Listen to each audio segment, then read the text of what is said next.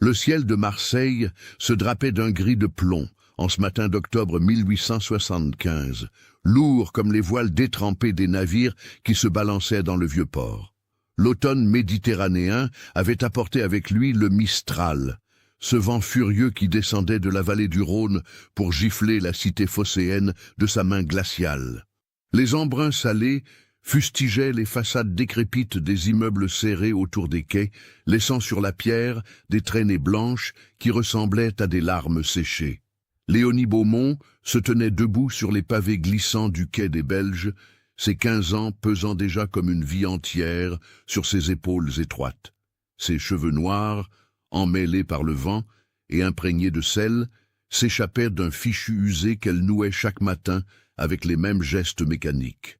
Ses yeux, d'un gris tempête qui rappelait la mer en colère, scrutaient l'horizon brumeux où les mâts des voiliers se perdaient dans la brume. Elle cherchait quelque chose qu'elle ne trouverait jamais, la silhouette d'un navire qui ne reviendrait plus, celui qui avait emporté son père dans les profondeurs sombres de la Méditerranée 3 ans auparavant. La jeune fille vivait dans une misère qui était devenue sa compagne quotidienne. Depuis la mort de son père, un marin du nom de Jean Beaumont, qui avait péri lors d'une tempête au large des côtes corses, et celle de sa mère 1 an plus tard, emportée par la tuberculose qui ravageait les quartiers pauvres de Marseille, Léonie survivait tant bien que mal dans un réduit sombre du quartier du Panier. Ce dédale de ruelles étroites et sinueuses qui grimpait la colline derrière le port était le refuge des plus démunis. Pêcheurs, débardeurs, prostituées et enfants des rues formaient une mosaïque humaine où la solidarité côtoyait la violence la plus brutale. Son logis, si l'on pouvait appeler ainsi cette pièce unique au 3e étage d'un immeuble délabré de la rue du Petit Puy, consistait en 4 murs de pierre, suintant l'humidité, un grabat recouvert d'une couverture trouée et une table branlante sur laquelle elle préparait ses maigres repas. Une lucarne sale laissait filtrer une lumière grisâtre qui, même en plein jour, ne chassait jamais complètement les ténèbres. L'odeur qui imprégnait ces murs était celle de la pauvreté, moisissure, sueur ancienne, poissons pourris remontant des étals du marché tout proche. Pour subsister, Léonie enchaînait les petits travaux que personne d'autre ne voulait faire. Le matin, elle descendait au quai pour aider les pêcheuses à démêler les filets, une tâche épuisante qui lui lacérait les mains et les imprégnait d'une odeur de poisson qu'aucun savon ne parvenait à effacer complètement. L'après-midi, elle se rendait au marché de Noailles, ce labyrinthe bigarré où s'entassaient des étals de fruits, de légumes, d'épices venues d'Orient et de toutes sortes d'objets hétéroclites. Là, elle proposait ses services aux commerçants pour porter des caisses, nettoyer les détritus qui s'accumulaient entre les stands, ou livrer des paquets dans les quartiers bourgeois qui s'étendaient vers la Canebière. C'était précisément au marché de Noailles qu'elle se trouvait en cette fin d'après-midi du 30 octobre, alors que le soleil déclinant teintait les nuages d'un orange maladif. La veille de Toussaint approchait, cette fête catholique, qui, à Marseille comme dans toute la Provence, prenait des accents particuliers. Si le Halloween des Anglais et des Américains restait inconnu sur les rives françaises de la Méditerranée, la tradition locale n'en était pas moins riche en rituels et en superstitions. Léonie avait grandi en écoutant les vieilles femmes du quartier raconter comment, la nuit du 31 octobre, le voile entre le monde des vivants et celui des morts s'amincissait. On disait que les âmes des marins noyés revenaient hanter les quais, cherchant à entraîner les vivants dans leur royaume aquatique. Les pêcheurs les plus superstitieux refusaient de sortir en mer cette nuit-là, et beaucoup allumaient des lanternes sur leurs embarcations pour guider les esprits perdus. Dans certaines ruelles du Panier, on sculptait encore des navets pour en faire des lanternes, perpétuant une tradition celtique venue du fond des âges, bien avant que les Grecs ne fondent Massalia, l'antique Marseille, 600 ans avant Jésus-Christ. La jeune fille déambulait entre les étals qui commençaient à fermer, savourant les dernières minutes de cette journée harassante. Ses pieds nus, durcis par des années de marche sur les pavés, évitaient machinalement les flaques d'eau croupies et les détritus. C'est alors qu'elle passa devant l'échoppe de la mère Garcin, une vieille brocante qui vendait de tout. Vieux vêtements, Ustensiles cassés, livres moisis et toutes sortes d'objets dont personne ne voulait plus. La mère Garcin était une femme étrange, une veuve sans enfant qui vivait seule dans un taudis près des docks. Son visage ressemblait à du cuir tanné par le soleil et le sel. Ses yeux noirs brillaient d'une intelligence rusée, et ses mains noueuses manipulaient les objets de sa boutique avec une dextérité surprenante pour son grand âge. On murmurait qu'elle avait été la maîtresse d'un capitaine au long cours, qu'elle avait vécu des années en Orient, et qu'elle possédait des connaissances ésotériques héritées de ses voyages. Mais à Marseille, on disait beaucoup de choses, et la plupart n'étaient que des ragots alimentés par l'ennui et la méfiance. Ce soir-là, quelque chose attira le regard de Léonie. Parmi le bric-à-brac habituel, sur une étagère bancale au fond de l'étal, trônait une poupée de porcelaine. Léonie s'approcha, hypnotisée par cet objet qui semblait détonner dans le chaos environnant. La poupée mesurait environ 40 centimètres et sa facture témoignait d'une origine bourgeoise. Ses traits délicats, ses yeux de verre bleu qui captaient de la lumière mourante, sa robe de soie autrefois blanche mais désormais jaunâtre et tachée, tout évoquait une époque révolue, probablement le Premier Empire. Mais ce qui glaça le sang de Léonie, tout en la fascinant irrésistiblement, c'était l'état du crâne de la poupée. Le sommet de sa tête en porcelaine avait été soigneusement découpé, retiré avec une précision qui évoquait les gestes d'un chirurgien. L'intérieur était béant, révélant un crâne creux où quelqu'un avait disposé des coquillages minuscules, des fragments de corail et des algues séchées, comme pour créer un autel miniature dédié à la mer. Des veines de cire rouge parcouraient l'intérieur de ce crâne, créant un réseau de vaisseaux sanguins factices qui donnait à l'ensemble un aspect à la fois fascinant et répugnant. Le plus troublant était la bouche de la poupée. Quelqu'un avait inséré entre ses lèvres de porcelaine peintes des fragments d'algues séchées, si finement disposés qu'ils semblaient sceller cette bouche dans un silence éternel. Pourtant, Léonie eut l'impression étrange, presque hallucinatoire, d'entendre un léger sifflement s'échapper de ses lèvres closes, comme si l'air humide du soir circulait à travers la poupée. Un respire, un souffle impossible. « Elle te plaît, la petite ?» demanda la voix rauque de la mère Garcin, faisant sursauter Léonie.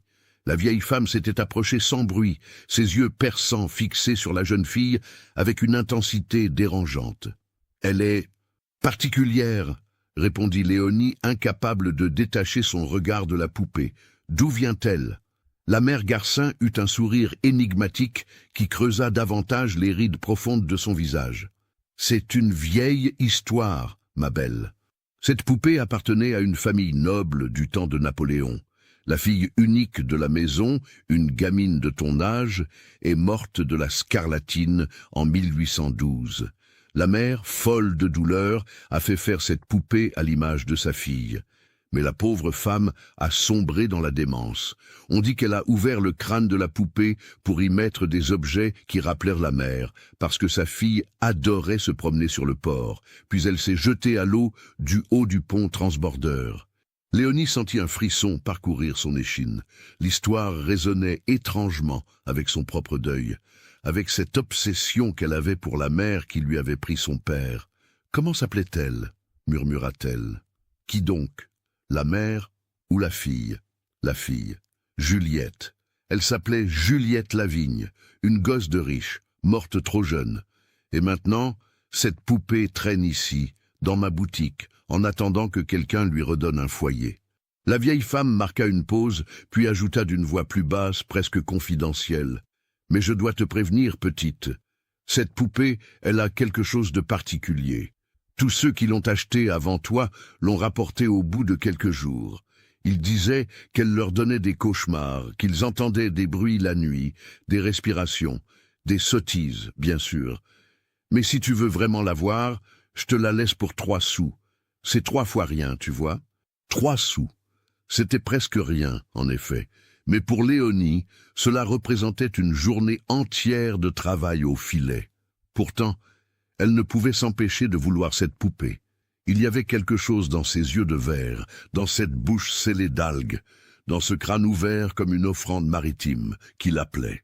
C'était comme si tous ses souvenirs de son père, toutes ces nuits passées à scruter l'horizon en espérant le voir revenir, toute cette douleur muette qu'elle portait en elle depuis 3 ans, trouvaient un écho dans cet objet mutilé. « Je la prends », dit-elle d'une voix qu'elle voulait ferme, mais qui tremblait légèrement. Elle fouilla dans la poche de sa jupe rapiécée et en sortit 3 pièces de cuivre, les dernières qui lui restaient. La mère Garcin les prit avec un hochement de tête satisfait, puis elle tendit la poupée à Léonie. « Fais attention à elle, » murmura la vieille femme, « et surtout ne cherche pas à comprendre ce qui ne peut pas l'être. Certaines choses, dans ce monde, dépassent notre entendement, surtout ici, à Marseille, où la mère garde tous les secrets. » Léonie serra la poupée contre sa poitrine, sentant le froid de la porcelaine à travers le tissu fin de sa chemise. Elle quitta le marché, alors que la nuit tombait rapidement, avalant les ruelles du panier dans une obscurité presque totale. Les réverbères à gaz ne fonctionnaient pas tous dans ces quartiers pauvres, et il fallait naviguer à tâtons entre les murs suintants et les escaliers glissants. Lorsqu'elle atteignit enfin sa chambre, épuisée par cette longue journée, Léonie alluma une bougie et plaça Juliette sur la table, face à elle. La flamme dansante projetait des ombres mouvantes sur les murs, faisant paraître vivant le visage de porcelaine. Les yeux de verre semblaient suivre chaque mouvement de la jeune fille. Et dans le silence de la nuit naissante, Léonie crut de nouveau entendre ce léger sifflement, ce respire humide qui semblait émaner de la bouche scellée de la poupée. Elle se déshabilla rapidement, trop fatiguée pour se laver, et se glissa sous sa couverture trouée. Allongée sur son grabat inconfortable, elle fixait le plafond où l'humidité dessinait des continents imaginaires. Le vent du Mistral faisait gémir les vieilles poutres, et au loin, on entendait le claquement des voiles et le tintement des cordages contre les mâts dans le port. Juste avant de sombrer dans le sommeil, Léonie tourna la tête vers la table. Dans la pénombre à peine éclairée par la bougie mourante, Juliette semblait la regarder. Et pour la première fois depuis la mort de son père, Léonie ne se sentit pas complètement seule. Cette pensée aurait dû la réconforter, mais au lieu de cela, elle fit naître en elle un malaise indéfinissable, une sensation de présence qui n'aurait pas dû être là. Elle ferma les yeux et se laissa emporter par l'épuisement, ignorant le léger grincement qui résonnait dans la pièce, comme si quelque chose de très petit s'était mis en mouvement. Dehors, les cloches de Notre-Dame de la Garde sonnèrent minuit. La veille de Toussaint venait de commencer. « D'où me suivez-vous ? Laissez un commentaire. » Le réveil de Léonie fut brutal. Un rayon de soleil maladif perçait à travers la lucarne sale, projetant une lumière blafarde qui transformait sa chambre en un tableau de misère crue. Elle se redressa sur son grabat, la tête lourde, la bouche pâteuse, avec cette sensation déplaisante d'avoir dormi sans véritable repos. Ses rêves avaient été peuplés d'images confuses. Son père qui se noyait encore et encore dans des vagues noires, sa mère crachant du sang sur un drap blanc, et par-dessus tout, cette poupée aux yeux de verre qui la fixait depuis les profondeurs obscures de l'océan. Son regard se tourna immédiatement vers la table. Juliette était toujours là, exactement dans la position où Léonie l'avait laissée la veille. Pourtant, quelque chose avait changé. La lumière du matin révélait des détails que l'obscurité nocturne avait masqués. Les coquillages incrustés dans le crâne ouvert de la poupée brillaient d'un éclat nacré. Les veines de cire rouge semblaient plus prononcées, et les algues qui scellaient sa bouche paraissaient légèrement humides, comme si elles venaient d'être mouillées. Léonie se leva, s'approcha de la table et tendit la main vers la poupée. Au moment où ses doigts effleurèrent la porcelaine froide, elle ressentit une décharge étrange, pas vraiment douloureuse, mais profondément dérangeante, comme si un courant électrique très faible avait parcouru son bras. Elle retira vivement sa main, le cœur battant. « Tu n'es qu'une poupée », murmura-t-elle à voix haute comme pour se rassurer. « Juste de la porcelaine et de la cire. Rien de plus. » Mais même en prononçant ces mots, elle n'y croyait pas vraiment. Il y avait quelque chose dans l'expression figée de Juliette, quelque chose dans l'inclinaison de sa tête légèrement penchée qui suggérait une conscience impossible. Léonie secoua la tête pour chasser ses pensées absurdes, se disant qu'elle était simplement fatiguée et que son imagination lui jouait des tours. La journée s'annonçait difficile. C'était le 31 octobre, et tout Marseille se préparait pour la Toussaint. Les églises seraient bondées le lendemain, et beaucoup de Marseillais se rendaient déjà au cimetière Saint-Pierre pour fleurir les tombes de leurs défunts. Pour Léonie, c'était un jour de travail comme un autre. Elle devait se rendre au quai pour aider au déchargement d'un navire marchand venu d'Algérie, un labeur épuisant mais qui lui rapporterait quelques pièces. Avant de partir, elle prit un morceau de pain rassis qu'elle trempa dans un bol d'eau pour le ramollir, son petit déjeuner habituel.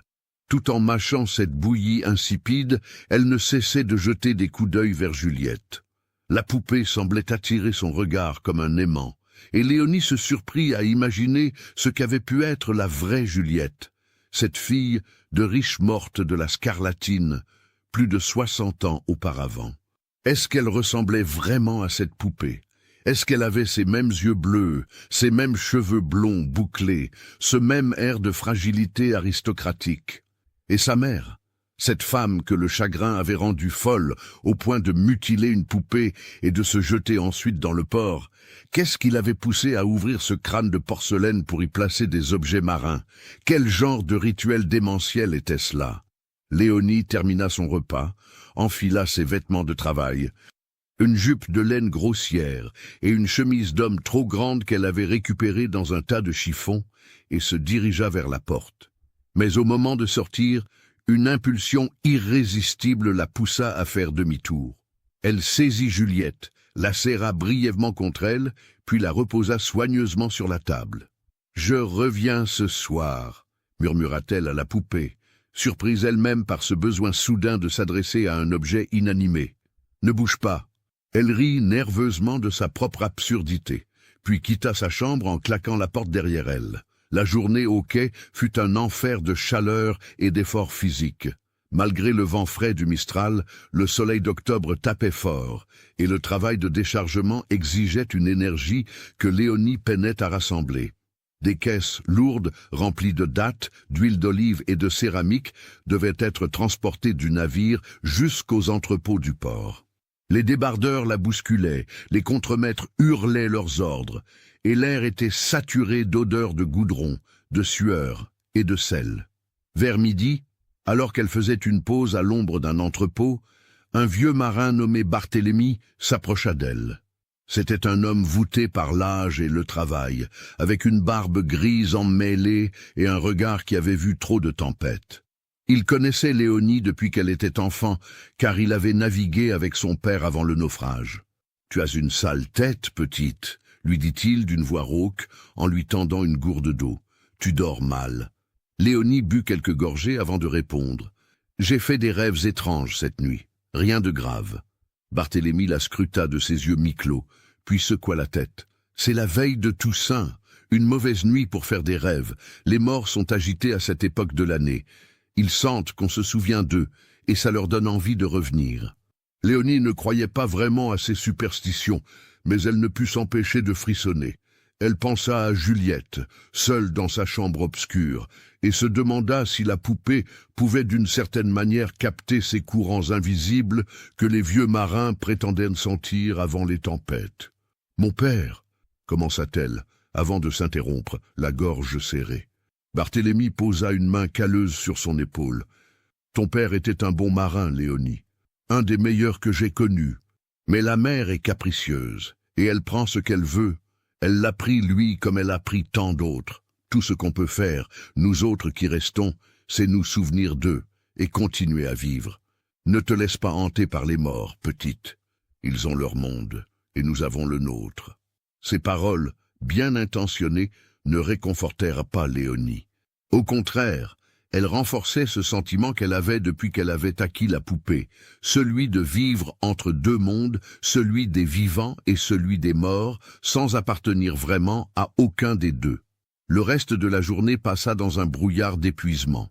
Lorsque le soleil commença à décliner, teintant le ciel de cette couleur orange maladive, si caractéristique des soirées méditerranéennes d'automne, Léonie reçut enfin son salaire.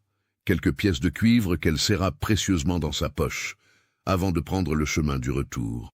Le panier s'animait à l'approche du soir. Des groupes d'hommes se rassemblaient devant les tavernes, leurs voix résonnant dans les ruelles étroites. Des femmes pendaient leur linge aux fenêtres, créant un enchevêtrement de draps et de chemises qui dansaient dans le vent. Des enfants jouaient dans les caniveaux, leurs rires aigus contrastant avec la dureté de leur environnement. Léonie croisa plusieurs personnes qui portaient des lanternes sculptées dans des navets, une vieille tradition que les plus superstitieux perpétuaient encore, malgré les moqueries des esprits modernes. Lorsqu'elle atteignit sa porte, le cœur de Léonie se mit à battre plus fort. Elle ne savait pas pourquoi, mais l'idée de retrouver Juliette provoquait en elle un mélange d'impatience et d'appréhension.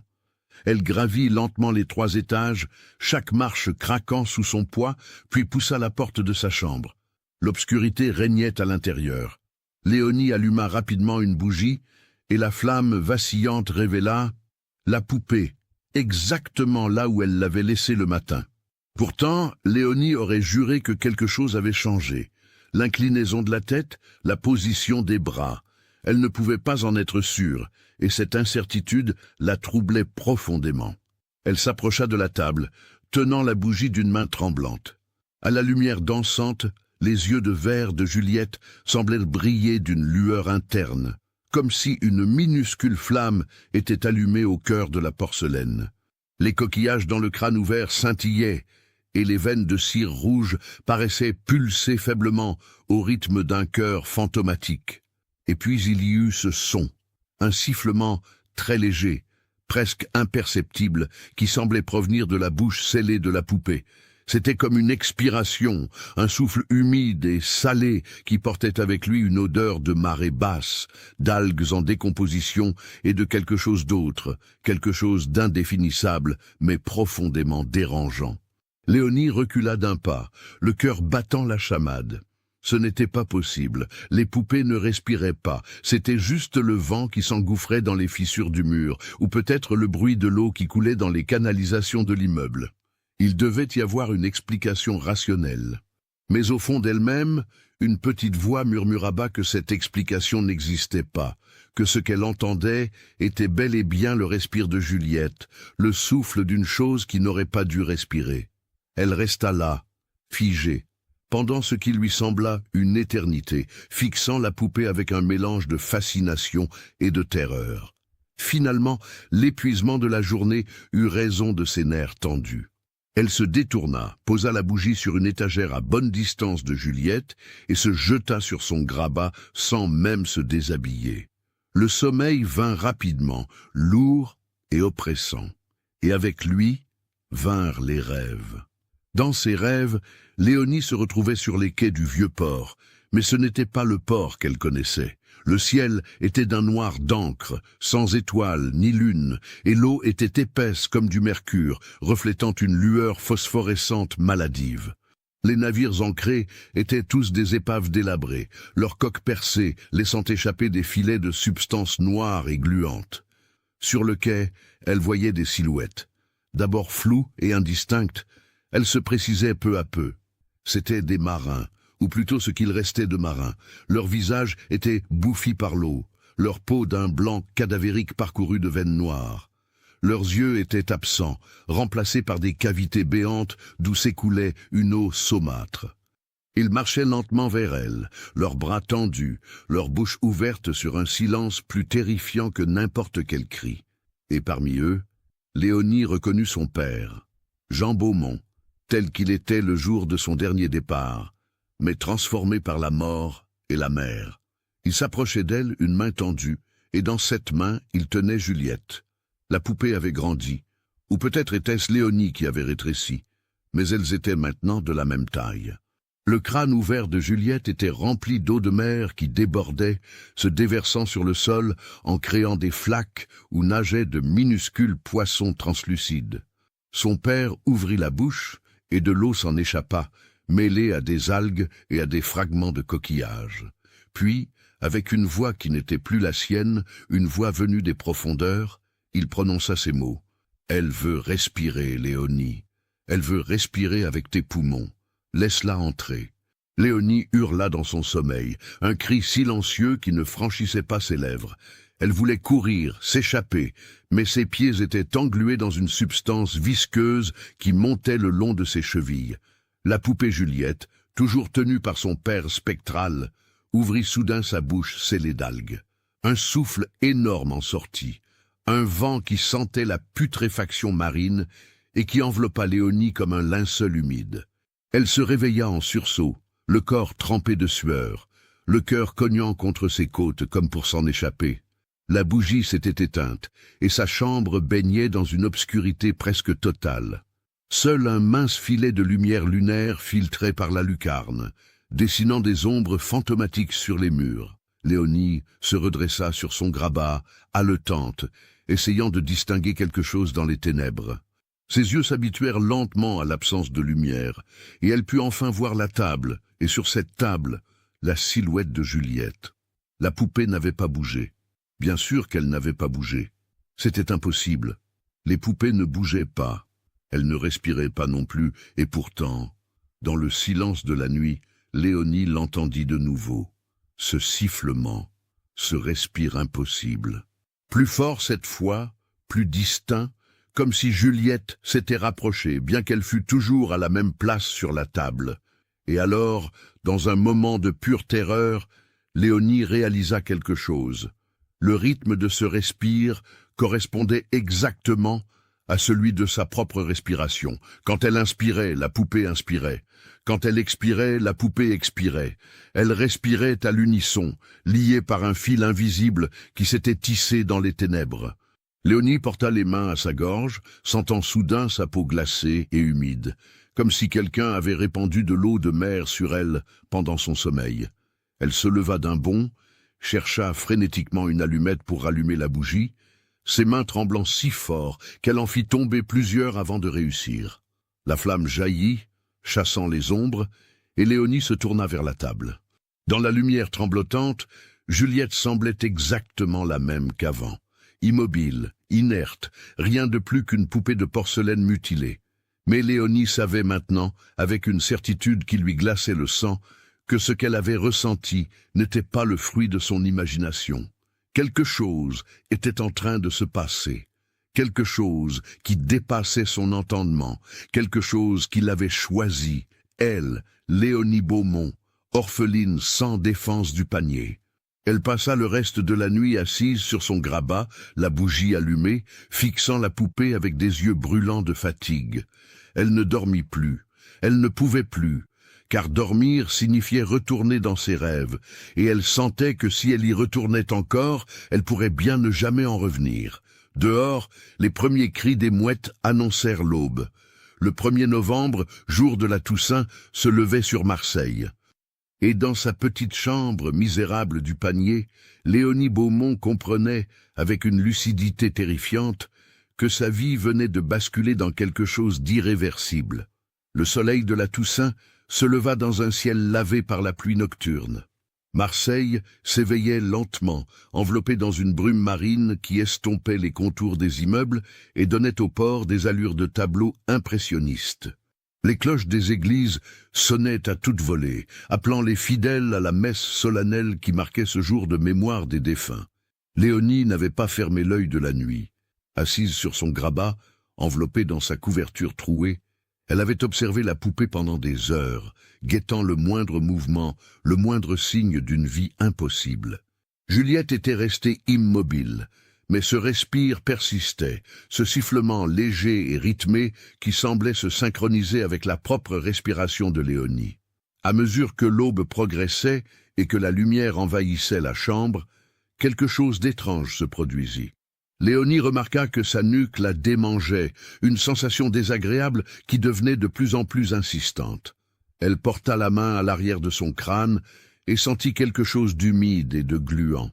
Retirant ses doigts, elle les examina à la lumière du jour naissant. Ils étaient couverts d'une substance visqueuse et translucide qui ressemblait à du mucus marin. La panique s'empara d'elle.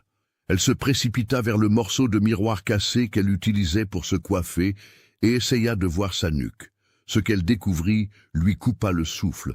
Sa peau était zébrée de marques rougeâtres qui ressemblaient à des griffures, mais d'une forme étrangement régulière, presque géométrique. Et sur ces marques, une pellicule brillante et humide semblait suinter. « Non, non, non !» murmura-t-elle, frottant frénétiquement sa nuque avec un chiffon.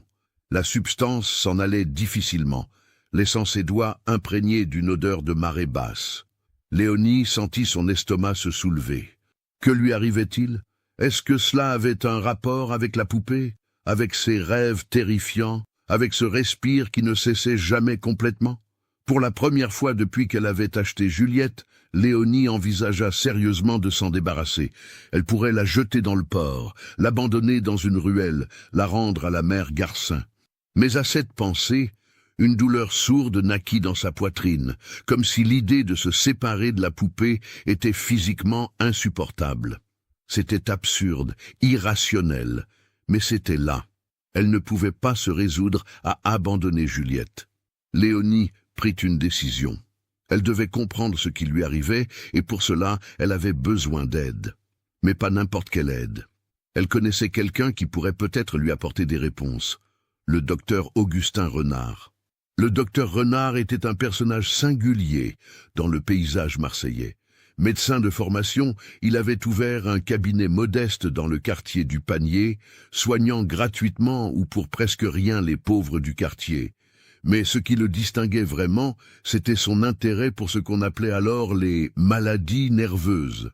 Il s'était formé à Paris auprès du fameux docteur Charcot, et on murmurait qu'il pratiquait l'hypnose et d'autres techniques controversées pour traiter des patients que d'autres médecins jugeaient simplement fous ou possédés. Léonie l'avait rencontré 2 ans auparavant quand il avait soigné une plaie infectée à sa jambe.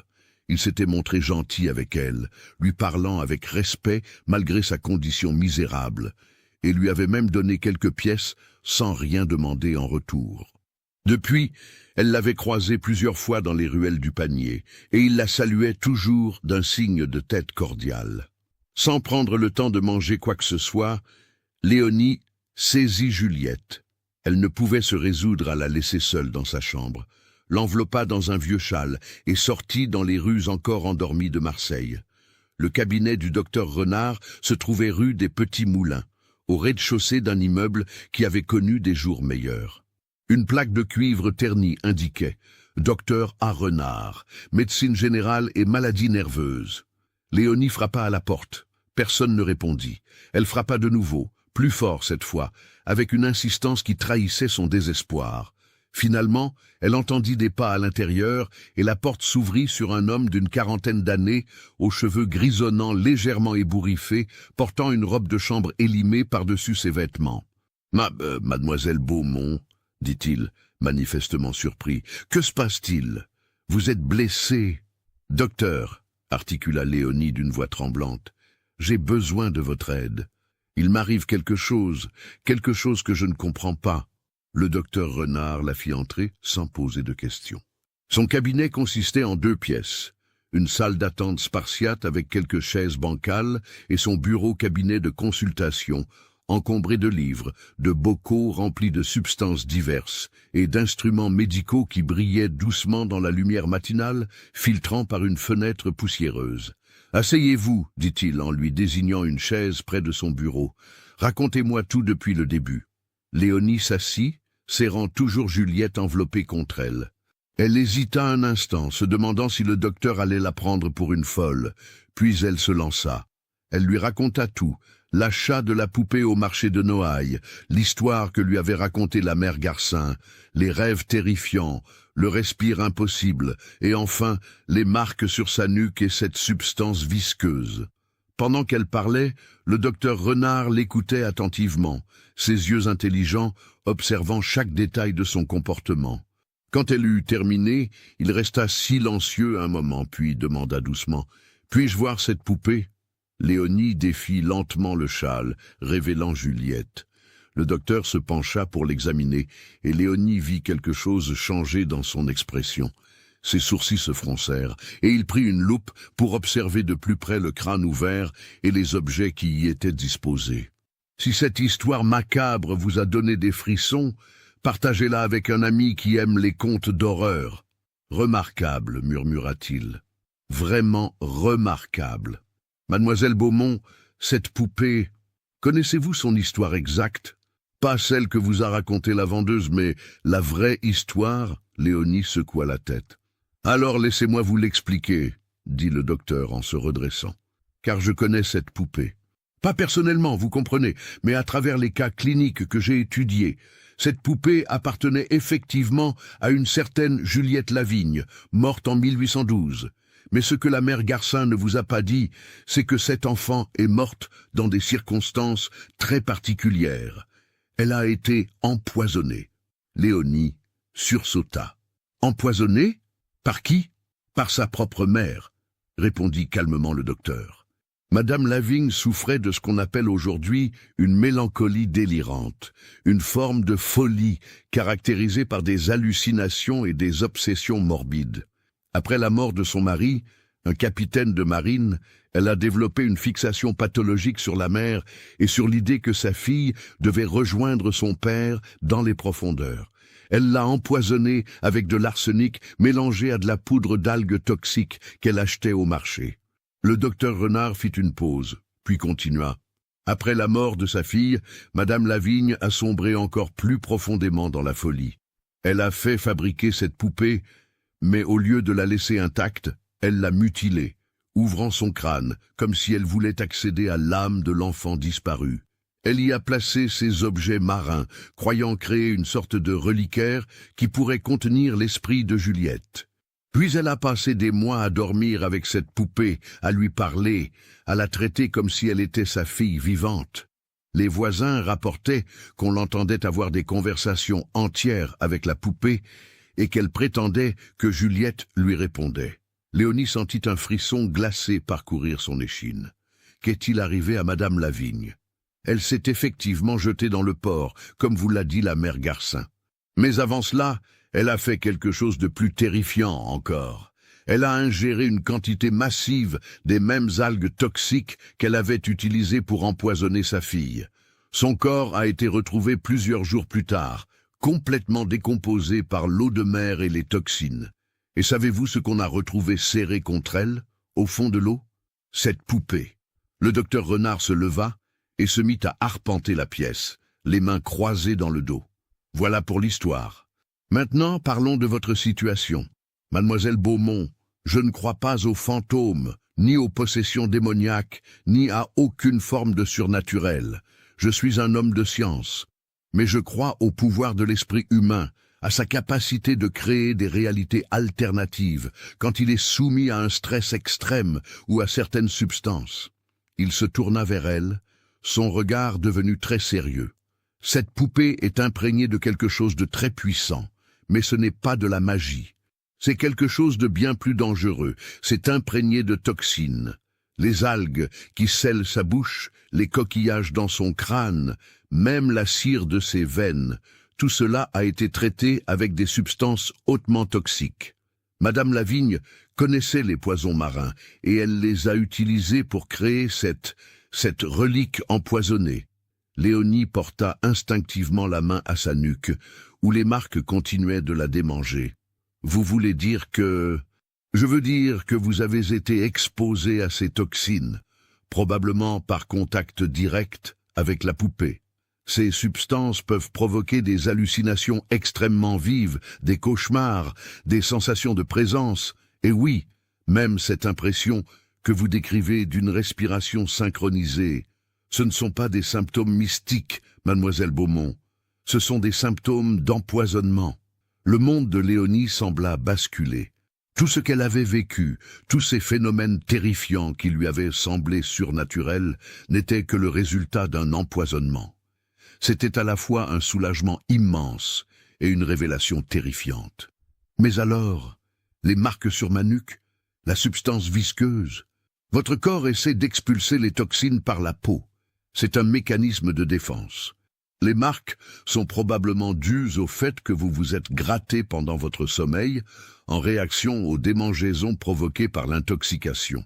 Quant à la substance que vous décrivez, C'est très probablement une transpiration modifiée par les toxines qui lui donne cet aspect et cette odeur particulier. Le docteur Renard s'assit de nouveau, prenant un ton plus doux. « Mademoiselle Beaumont, écoutez-moi bien. Vous devez vous débarrasser de cette poupée immédiatement. Chaque heure que vous passez en sa compagnie aggrave votre intoxication. Si vous continuez ainsi, les hallucinations vont s'intensifier et vous risquez de perdre complètement la raison. Dans les cas les plus graves, ces toxines marines peuvent causer des dommages permanents au cerveau, voire la mort. » Léonie regarda Juliette, toujours posée sur ses genoux. Maintenant qu'elle comprenait la vérité, la poupée lui apparaissait sous un jour nouveau, non plus comme un objet possédé ou habité par un esprit, mais comme une arme silencieuse et insidieuse, créée par une femme folle pour répandre le même poison qui avait détruit sa famille. « Je comprends, docteur, dit-elle d'une voix faible, je vais m'en débarrasser. »« Non, intervint rapidement le docteur Renard, ne faites pas cela. Cette poupée est dangereuse, mais elle est aussi une pièce unique qui pourrait grandement intéresser la science médicale. Elle pourrait nous aider à comprendre les effets de ces toxines marines sur le psychisme humain. Laissez-la moi. Je la conserverai dans des conditions sûres, isolées, et je l'étudierai. En échange, je vous fournirai un traitement pour purger votre organisme des toxines que vous avez absorbées. » Léonie hésita. Une partie d'elle voulait garder Juliette, malgré tout ce qu'elle venait d'apprendre. C'était irrationnel, elle le savait, mais le lien qu'elle avait développé avec la poupée était difficile à rompre. Peut-être était-ce un effet des toxines elles-mêmes, créant une dépendance psychologique. Finalement, elle tendit Juliette au docteur, mais au moment où il allait la saisir, elle la ramena brusquement contre elle. « Je ne peux pas, » murmura-t-elle, des larmes montant à ses yeux. « Je sais que c'est absurde, mais c'est comme si elle faisait partie de moi maintenant. » Le docteur Renard hocha la tête d'un air entendu. « C'est exactement l'effet que produisent ces toxines. Elles créent un attachement pathologique. Mais mademoiselle Beaumont, vous devez comprendre. Tant que vous garderez cette poupée, vous ne pourrez pas guérir. Au contraire, vous vous enfoncerez de plus en plus dans la folie. Est-ce vraiment ce que vous voulez ?» Léonie serra Juliette plus fort contre elle, sentant le froid de la porcelaine à travers le tissu de sa chemise. Non, ce n'était pas ce qu'elle voulait. Mais la pensée de se séparer de la poupée était comme celle de s'arracher un membre. « Si je vous la donne, vous promettez de bien la garder, de ne pas la détruire ? Je vous le promets, » assura le docteur. « Elle sera conservée dans une vitrine hermétiquement fermée, à l'abri de tout contact. Et je vous tiendrai informé de mes recherches, si vous le souhaitez. » Après un long moment de lutte intérieure, Léonie finit par tendre Juliette au docteur. Au moment où ses doigts quittèrent la porcelaine froide, elle ressentit une douleur aiguë dans la poitrine, comme si on lui arrachait le cœur. Mais elle tint bon, serrant les poings pour s'empêcher de reprendre la poupée. Le docteur Renard enveloppa soigneusement Juliette dans un tissu épais, puis la plaça dans une armoire qu'il ferma à clé. « Voilà », dit-il avec un sourire rassurant. « Maintenant, occupons-nous de vous. » Il prépara une série de remèdes. Des tisanes à base de charbon actif pour absorber les toxines, des bains au sel marin pur pour nettoyer la peau et des instructions strictes sur un régime alimentaire destiné à purifier son organisme. Il lui donna également un flacon de laudanum, fortement dilué, pour l'aider à dormir sans cauchemar. « Revenez me voir dans 3 jours, » ordonna-t-il. « Nous vérifierons l'évolution de votre état. Et surtout, mademoiselle Beaumont, essayez de ne plus penser à cette poupée. Plus vite vous briserez ce lien psychologique, plus vite vous guérirez. » Léonie quitta le cabinet du docteur Renard avec un mélange de soulagement et de tristesse. Elle savait qu'elle avait fait le bon choix, le choix rationnel, celui qui lui sauverait peut-être la vie. Mais en même temps, elle se sentait vidée, comme si une partie essentielle d'elle-même était restée enfermée dans cette armoire, prisonnière avec la poupée. Elle passa le reste de la journée à errer dans les rues de Marseille, assistant de loin aux processions de la Toussaint, regardant les familles se rendre au cimetière avec des bouquets de chrysanthèmes. Elle pensa à son père, dont le corps n'avait jamais été retrouvé et qui n'avait pas de tombe où elle pourrait se recueillir.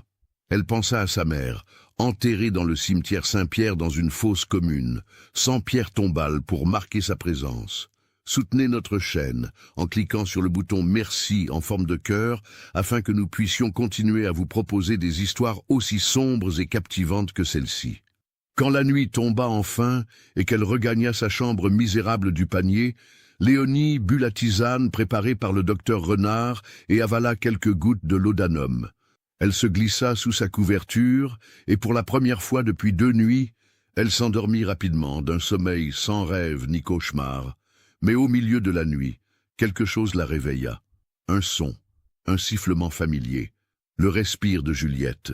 Léonie se redressa d'un bond, le cœur battant. C'était impossible. La poupée n'était plus là.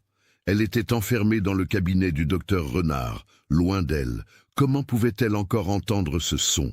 Elle alluma une bougie d'une main tremblante et scruta sa chambre. Rien. Tout était normal. Mais le son persistait. Ce sifflement humide et régulier qui semblait provenir de partout et de nulle part à la fois. Et alors, Léonie comprit avec horreur ce que le docteur Renard avait essayé de lui dire.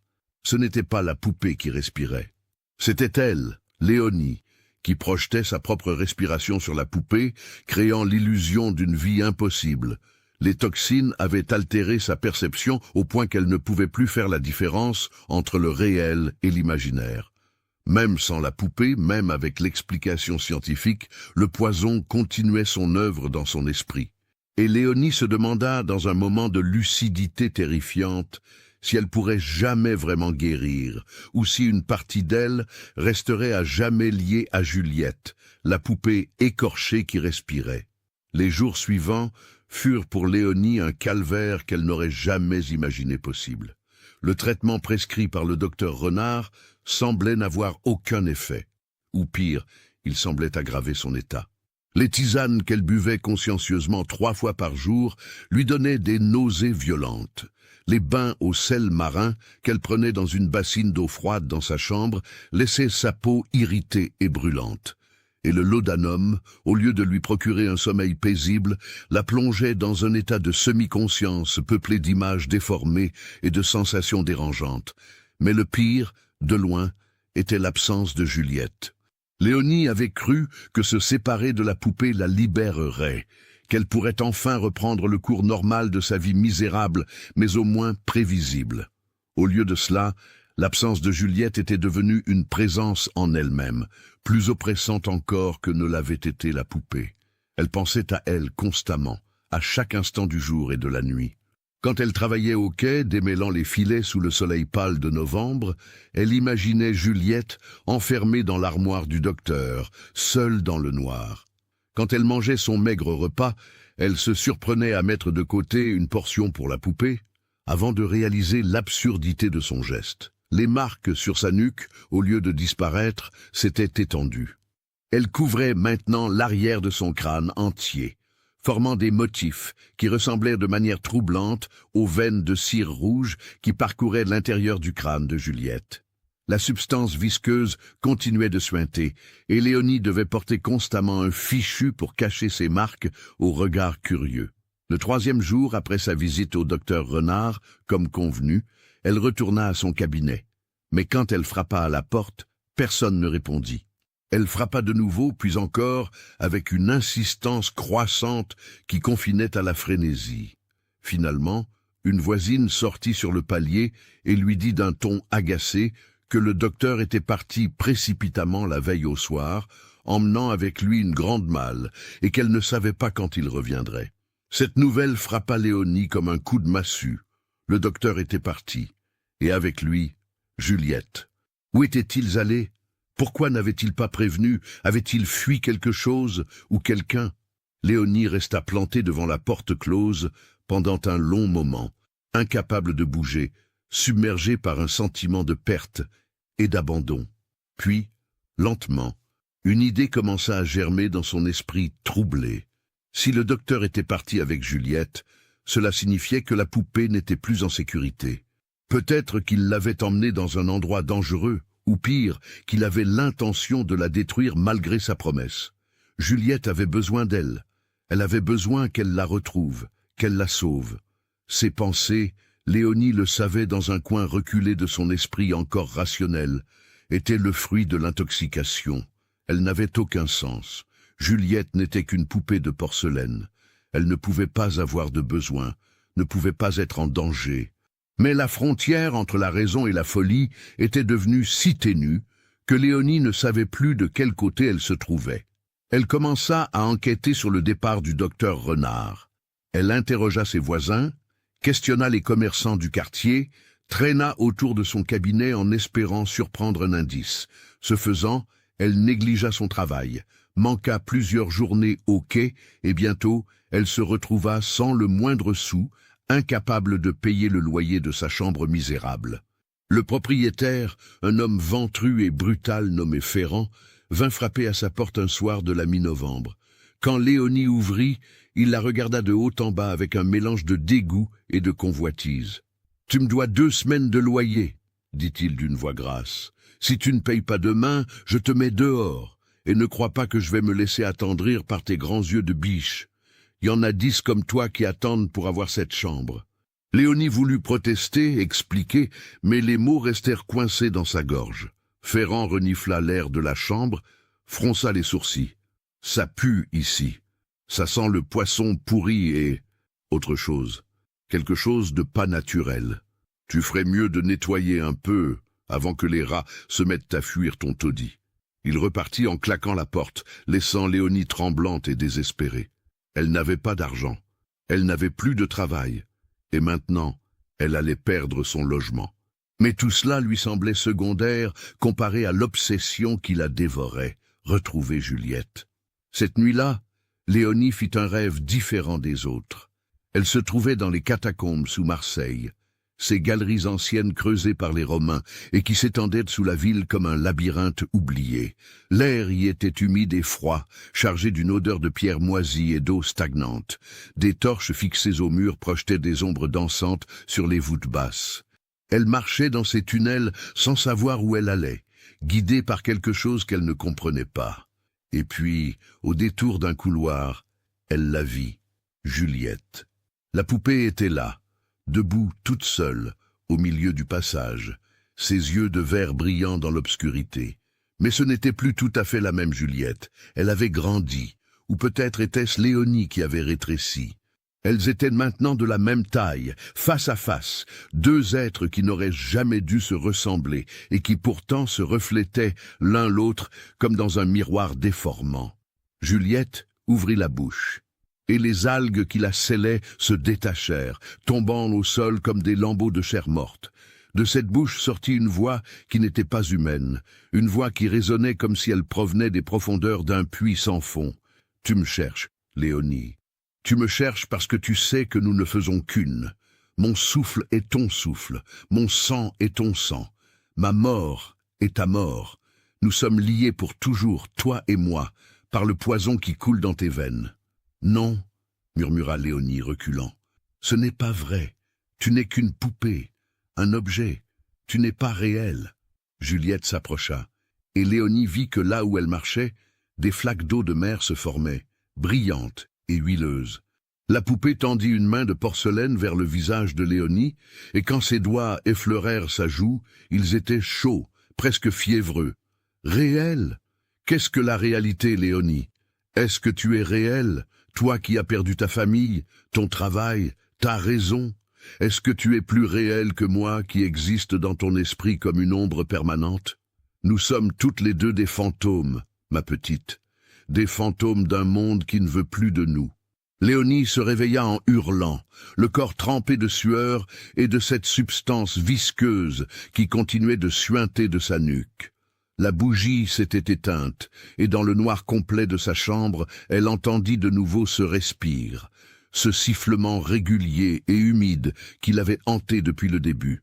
Mais cette fois, elle ne chercha pas à rallumer la bougie.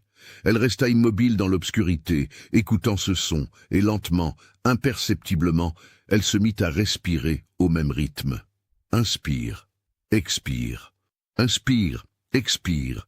Comme une valse macabre entre elle et une partenaire invisible, elle respirait à l'unisson, créant entre elles un lien que même la distance ne pouvait briser. Les jours suivants se fondirent dans un brouillard. Léonie perdait la notion du temps. Parfois, elle se retrouvait au quai sans se rappeler y être venue, regardant les navires avec des yeux vides. D'autres fois, elle errait dans les ruelles du Panier, interrogeant des gens qu'elle avait déjà interrogés sur le docteur Renard, obtenant toujours les mêmes réponses évasives. Elle ne mangeait presque plus. La nourriture lui semblait sans goût, et de toute façon, elle n'avait plus d'argent pour en acheter. Elle survivait en mendiant, en fouillant les poubelles, en acceptant parfois la charité d'âmes compatissantes qui la prenaient pour une folle. Et peut-être l'était-elle devenue, effectivement, car maintenant elle voyait Juliette partout, dans les reflets des flaques d'eau, dans les ombres projetées par les lanternes, dans les visages des autres poupées exposées dans les vitrines des magasins. La poupée la suivait, ou peut-être était-ce elle qui suivait la poupée. Elle ne savait plus. Un matin, était-ce le 20 novembre? Le 25? Elle ne savait plus. Léonie se réveilla dans sa chambre pour trouver une note glissée sous sa porte. C'était un message de Ferrand, le propriétaire, lui ordonnant de quitter les lieux avant le soir, sous peine d'être expulsée de force. Léonie lut la note plusieurs fois, mais les mots semblaient danser sur le papier, refusant de prendre sens. Partir? Où irait-elle? Que deviendrait-elle? Mais au fond, cela importait-il vraiment? Sans Juliette, sa vie n'avait plus de sens. Elle n'était plus qu'une coquille vide, animée par une obsession qui la consumait de l'intérieur. C'est alors qu'elle eut une révélation. Si le docteur Renard était vraiment parti de Marseille, il devait avoir laissé des traces, des indices, et le meilleur endroit pour les trouver, c'était son cabinet lui-même. Elle devait y retourner, y entrer par effraction si nécessaire, et fouiller les lieux jusqu'à ce qu'elle trouve quelque chose, n'importe quoi, qui pourrait la mener à Juliette. Cette idée, aussi irrationnelle fut-elle, donna à Léonie un regain d'énergie. Elle se leva, s'habilla tant bien que mal, ses vêtements étaient maintenant sales et déchirés, imprégnés de cette odeur marine qui ne la quittait plus, et sortit dans les rues de Marseille. Le ciel était bas et menaçant, chargé de nuages noirs qui promettaient une tempête. Le vent du Mistral s'était levé de nouveau, fouettant les façades des immeubles et soulevant des tourbillons de poussière et de détritus. Les rares passants qu'elle croisait se hâtaient, les yeux baissés, pressés de rentrer chez eux avant que l'orage n'éclate. Léonie atteignit la rue des Petits Moulins alors que les premières gouttes de pluie commençaient à tomber.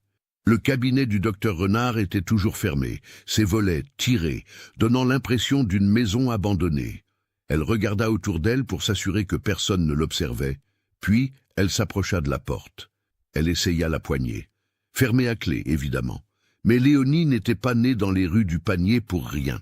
Elle sortit de sa poche une épingle à cheveux qu'elle tordit habilement, puis l'inséra dans la serrure.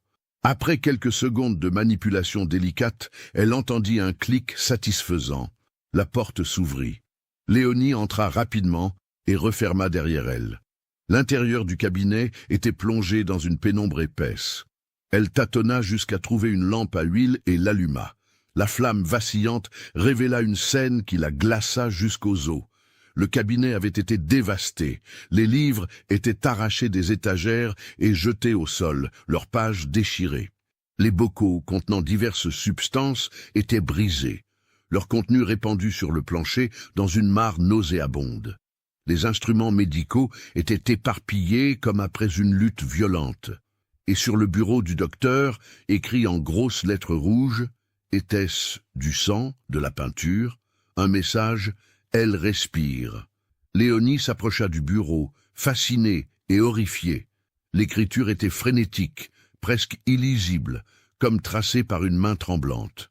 Elle reconnut l'écriture du docteur Renard. Elle l'avait vue sur les prescriptions qu'il lui avait données.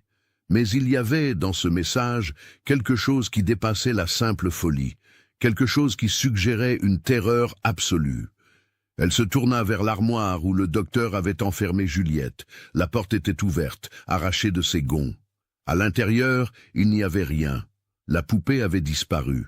Un rire hystérique monta dans la gorge de Léonie, un rire qu'elle ne put contenir. Juliette n'était plus là. Le docteur l'avait emmenée, ou peut-être la poupée était-elle partie toute seule. Cette pensée, bien qu'absurde, semblait parfaitement logique à l'esprit dérangé de Léonie. Dans tous les cas, elle devait continuer à chercher. Elle fouilla le cabinet méthodiquement, retournant chaque livre, ouvrant chaque tiroir, examinant chaque recoin. Finalement, sous une pile de papier renversé, elle trouva un journal. Le journal du docteur Renard. Les mains tremblantes, Léonie l'ouvrit et commença à lire à la lumière de la lampe.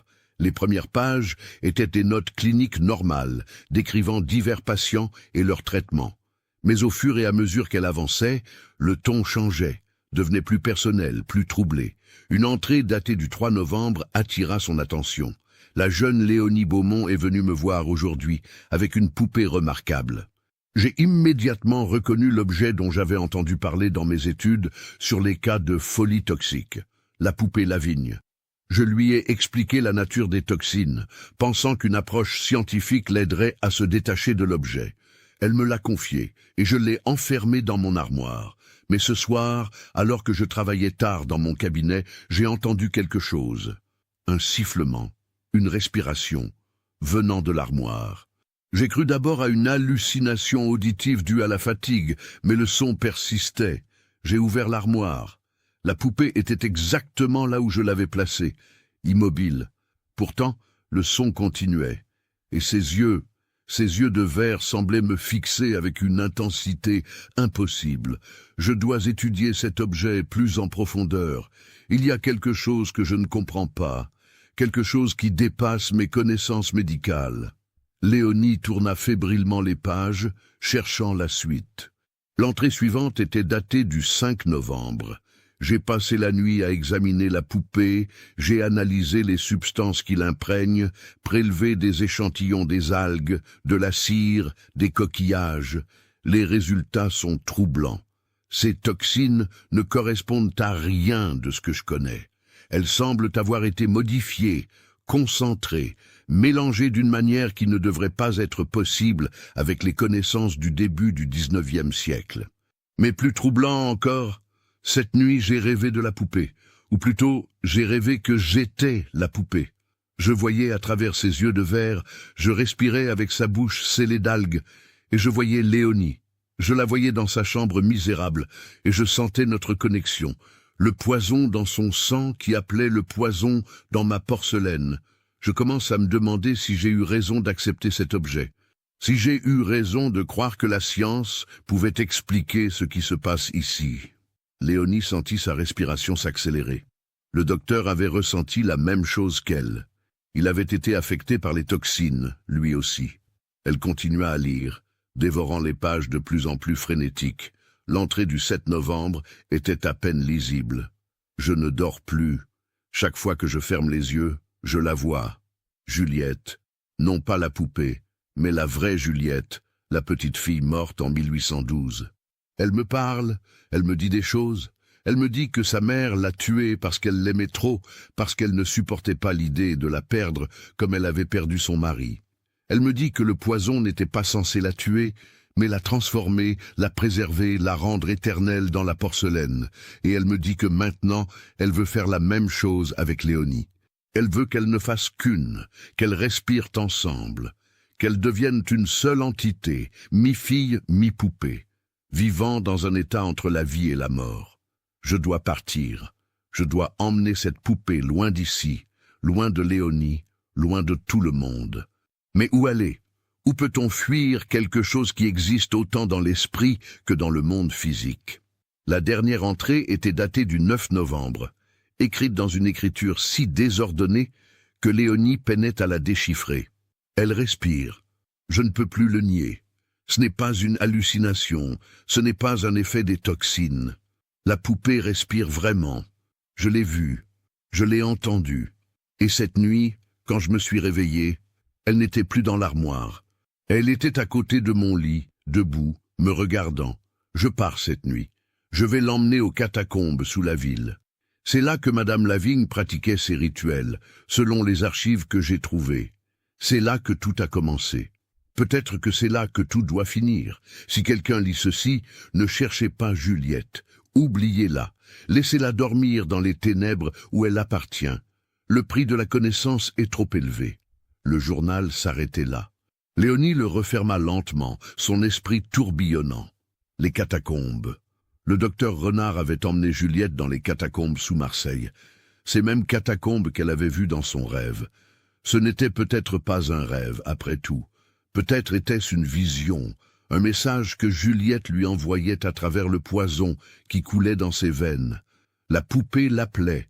Elle l'attendait dans les profondeurs, dans ce labyrinthe obscur où les vivants ne s'aventuraient jamais. Léonie savait ce qu'elle devait faire. Elle devait descendre dans les catacombes. Elle devait retrouver Juliette. Et ensemble, d'une manière ou d'une autre, elle mettrait fin à cette histoire. Dehors, la tempête faisait maintenant rage. La pluie martelait les pavés, le vent hurlait entre les immeubles et au loin, les éclairs zébraient le ciel noir. Mais Léonie n'y prêtait aucune attention. Elle quitta le cabinet dévasté du docteur Renard, le journal serré contre sa poitrine, et se dirigea vers le port. Car c'était là, près des anciens docks, qu'on trouvait les entrées oubliées des catacombes. Les vieux marins les connaissaient, ces passages secrets utilisés autrefois par les contrebandiers et les pirates. Et Léonie, fille de marin, les connaissait aussi. Elle allait descendre dans les entrailles de Marseille. Elle allait retrouver Juliette. Et quoi qu'il arrive ensuite, au moins, elle ne serait plus seule. Au moins, elle pourrait de nouveau respirer au rythme de la poupée écorchée qui l'avait choisie. La nuit était tombée sur Marseille, une nuit d'encre déchirée par les éclairs de la tempête. Léonie se tenait devant l'entrée des catacombes, une ouverture béante dans le mur d'un entrepôt abandonné près des anciens docks. L'eau de pluie ruisselait sur les pierres, créant des cascades miniatures qui se déversaient dans l'obscurité du passage. L'odeur qui s'en échappait était un mélange de moisissure, d'eau stagnante et de quelque chose de plus ancien, quelque chose qui évoquait les âges révolus où ces tunnels servaient de carrières aux Romains. Elle alluma la lanterne qu'elle avait volée dans l'entrepôt, car oui, elle en était réduite au vol maintenant.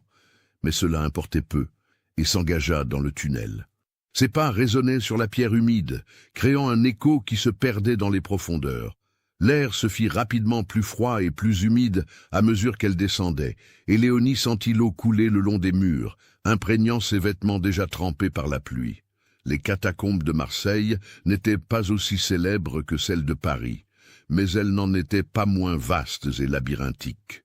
Elles s'étendaient sous une grande partie de la vieille ville. Un réseau complexe de galeries et de chambres creusées au fil des siècles. Certaines parties dataient de l'époque romaine, d'autres avaient été ajoutées au Moyen-Âge, et d'autres encore avaient été utilisées pendant la Révolution pour cacher des prêtres et des aristocrates fuyant la guillotine.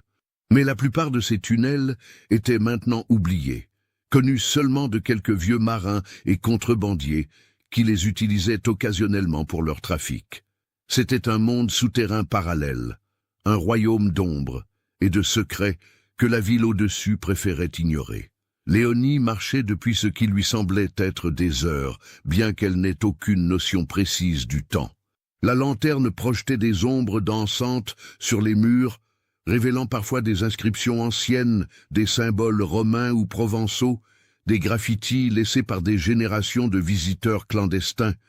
Elle croisait régulièrement des embranchements, des passages qui s'ouvraient de chaque côté du tunnel principal, mais quelque chose, une intuition, ou peut-être le poison qui guidait ses pas, la poussait toujours à continuer tout droit. Elle descendait. Plus elle avançait, plus elle avait l'impression de s'enfoncer dans les entrailles de la terre, de s'éloigner du monde des vivants, pour pénétrer dans un royaume intermédiaire où les règles normales ne s'appliquaient plus. Et étrangement, au lieu de la terrifier, cette pensée la réconfortait. Ici, dans ces profondeurs oubliées, elle pourrait enfin être réunie avec Juliette.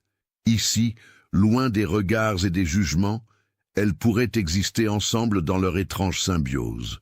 C'est alors qu'elle l'entendit, le respire, ce sifflement humide et régulier qu'elle connaissait si bien. Mais cette fois, il ne venait pas de son imagination, ni des effets des toxines sur son cerveau. Il résonnait réellement dans les tunnels, amplifié par l'acoustique particulière des catacombes, créant un son presque vivant qui semblait l'appeler, l'attirer vers sa source.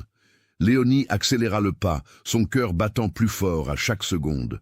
Le tunnel s'élargissait progressivement, débouchant dans une grande chambre voûtée.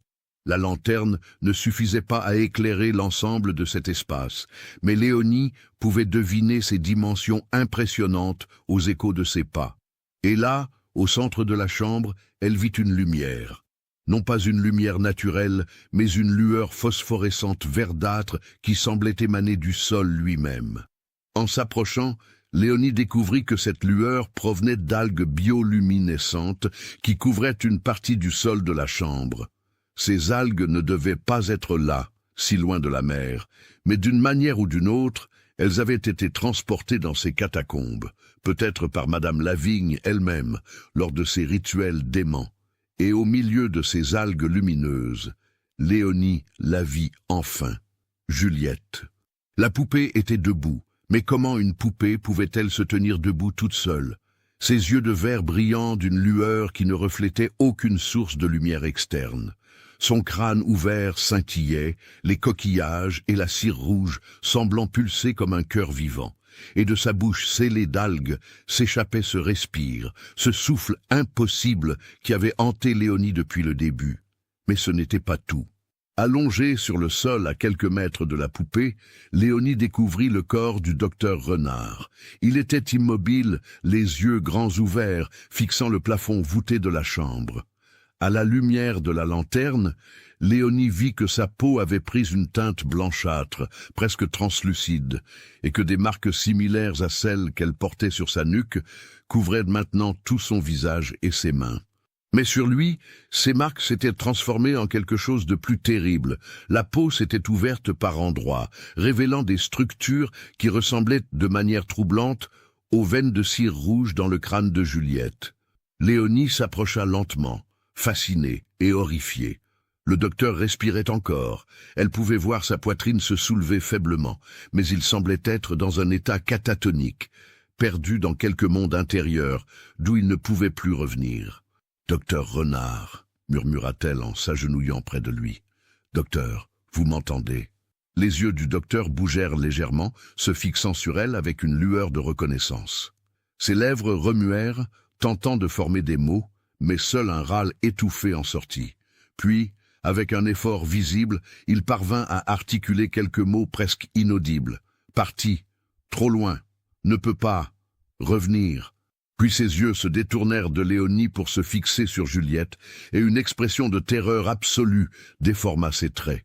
Elle respire, avec nous, tous, respire. Léonie comprit alors ce qui s'était passé. Le docteur Renard, dans son arrogance scientifique, avait cru pouvoir contrôler la situation, étudier la poupée et ses toxines sans en subir les conséquences. Mais les toxines ne faisaient pas de distinction entre l'observateur et l'observé. Elles avaient pénétré son organisme, altéré son esprit, créé cette connexion morbide qui existait maintenant entre lui, Léonie et Juliette. Léonie se releva et se tourna vers la poupée. Juliette la regardait. Oui, elle la regardait vraiment. Ce n'était plus une simple projection de son esprit malade, avec une expression indéchiffrable sur son visage de porcelaine. Et Léonie sentit quelque chose se briser en elle, une dernière barrière de rationalité qui cédait sous le poids de l'évidence impossible. Elle s'approcha de Juliette, s'agenouilla devant elle, leur visage maintenant au même niveau. De près, elle pouvait voir chaque détail de la poupée, les fines craquelures dans la porcelaine, les cils peints avec une délicatesse exquise, et surtout ce crâne ouvert qui ressemblait tant aux marques sur sa propre nuque. « Et qu'est-ce que tu veux de moi ?» murmura Léonie. « Pourquoi m'as-tu choisi ?» Le respire de la poupée s'intensifia, devint presque un halètement. Et alors, d'une manière que Léonie ne pourrait jamais expliquer, elle comprit. Pas par des mots, pas par des pensées claires, mais par une connaissance directe qui se déversait dans son esprit comme une marée noire. « Juliette, ou plutôt l'esprit de Juliette Lavigne, la vraie enfant morte en 1812, imprégnée dans la porcelaine par l'amour démentiel de sa mère et les toxines qui avaient pris son corps, ne voulait pas posséder Léonie. Elle ne voulait pas la détruire ou la remplacer. Non, ce que Juliette voulait était à la fois plus simple et plus terrifiant. Elle voulait ne plus être seule. Pendant plus de 60 ans, cette conscience fragmentée avait existé dans un état entre la vie et la mort, prisonnière d'un objet de porcelaine, incapable de vraiment vivre, mais incapable aussi de vraiment mourir.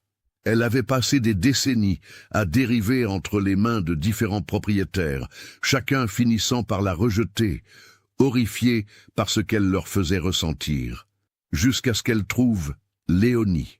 Léonie, qui comprenait la solitude. Léonie, qui avait perdu ses parents et qui errait dans le monde comme un fantôme. Léonie, qui était déjà à moitié morte elle-même, consumée par le chagrin et la pauvreté. Léonie, qui avait le même âge que Juliette au moment de sa mort. Léonie, parfaite pour devenir une compagne, une sœur dans la mort-vie. Qu'avez-vous pensé de l'histoire? Laissez votre commentaire ci-dessous et partagez vos réflexions sur ce cas terrifiant. Envie d'autres histoires d'horreur mêlant histoire et mystère? Abonnez-vous, activez la cloche de notification et partagez avec ceux qui aiment le côté obscur de l'humanité. À bientôt pour le prochain cauchemar. Des larmes coulèrent sur les joues de Léonie. Non pas des larmes de peur, mais des larmes de compréhension, de compassion même. Elle tendit la main vers Juliette, hésita un instant, puis posa ses doigts sur le crâne ouvert de la poupée. La porcelaine était froide, mais pas désagréablement. C'était comme toucher la surface d'un lac en hiver, juste avant qu'il ne gèle complètement. Et alors, quelque chose de remarquable se produisit. Les marques sur la nuque de Léonie, qui avaient été une source de douleur et d'inconfort constant, commencèrent à changer. Au lieu de suinter cette substance visqueuse, elles se mirent à briller doucement, de la même lueur phosphorescente que les algues sur le sol. Et avec cette transformation vint un soulagement, une diminution de la douleur qui était presque extatique. Léonie comprit alors la vérité finale, celle que le docteur Renard n'avait jamais pu saisir malgré toute sa science. Les toxines ne créaient pas une hallucination, elles créaient une connexion. Une symbiose chimique entre des esprits qui partageaient la même douleur, la même solitude, le même désespoir. Le poison n'était pas une malédiction, c'était un langage, un moyen pour deux âmes brisées de se comprendre au-delà des mots, au-delà même de la vie et de la mort. « Je comprends maintenant », murmura Léonie, sa voix résonnant dans la chambre souterraine. « Tu n'es pas un monstre, tu es juste, seul. » Comme moi. Le respire de Juliette changea de rythme, devint plus doux, presque apaisant. Et dans ce son, Léonie entendit quelque chose qui ressemblait à un soupir de soulagement. Derrière elle, le docteur Renard émit un gémissement. Léonie se tourna vers lui et vit qu'il essayait de se relever, ses membres tremblants sous l'effort. Son visage était un masque de terreur et de confusion, et ses yeux allaient frénétiquement de Léonie à la poupée et retour. « Ne touche pas » haleta-t-il. « Toxine, cerveau, hallucination, pas réel. » Mais ses paroles sonnaient creux, même à ses propres oreilles, car lui aussi avait senti cette connexion. Lui aussi avait respiré avec Juliette, et une partie de lui savait que ce qui se passait ici dépassait les explications scientifiques auxquelles il s'accrochait désespérément. Léonie se leva lentement, tenant maintenant Juliette contre elle comme elle aurait tenu une sœur. La poupée n'était plus lourde ni froide, ou peut-être était-ce Léonie qui s'était habituée à son poids et à sa température. Elle ne faisait plus qu'une seule respiration, un seul battement de cœur qui résonnait dans les profondeurs des catacombes. « Vous vous trompiez, docteur, » dit Léonie d'une voix étrangement calme. « Ce n'est pas de la folie, c'est de la compréhension. Pour la première fois depuis la mort de mes parents, je ne suis plus seul. Pour la première fois depuis des décennies, Juliette non plus. Nous nous sommes trouvés, elle et moi. Et maintenant, nous pouvons enfin reposer. » Le docteur Renard secoua la tête avec véhémence, essayant de se traîner vers la sortie de la chambre. « Non, intoxication, système nerveux, délire, doit sortir, chercher, aide. Mais son corps le trahissait. Les toxines avaient fait leur œuvre en lui aussi, et il était maintenant trop faible pour fuir. Il s'effondra sur le sol de pierre, haletant, regardant avec des yeux horrifiés Léonie qui se dirigeait vers une alcôve dans le mur de la chambre. Cette alcôve, Léonie la voyait maintenant clairement, bien qu'elle n'eût pas été visible quelques minutes auparavant. C'était un renfoncement dans la roche, assez grand pour qu'une personne puisse s'y allonger et tapisser de ces mêmes algues lumineuses qui couvraient le sol. Sur les parois de l'alcôve étaient gravés des symboles anciens, pas romains, pas chrétiens, mais quelque chose de plus ancien encore, des signes qui remontaient peut-être aux premiers habitants de Massalia, quand la ville n'était qu'un comptoir grec perdu sur les rives sauvages de la Méditerranée. C'était là que Madame Lavigne avait pratiqué ses rituels. C'était là qu'elle avait infusé la poupée avec le poison qui contenait une partie de l'essence de sa fille morte. Et c'était là que Léonie devait aller pour achever ce qui avait été commencé 63 ans auparavant. Elle s'allongea dans l'alcôve, Juliette serrée contre sa poitrine.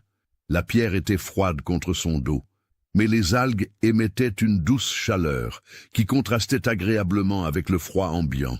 Léonie ferma les yeux, sentant son corps se détendre, pour la première fois depuis des jours, depuis des semaines, depuis peut-être toujours. Le respire de Juliette et le sien se synchronisèrent complètement. Inspire, expire, inspire, expire. Un rythme parfait, harmonieux, qui ressemblait au va-et-vient des vagues sur une plage déserte. Et dans cet état de semi-conscience, Léonie comprit enfin ce que le docteur Renard avait tenté d'expliquer avec ses mots de science, mais qu'il n'avait jamais vraiment saisi.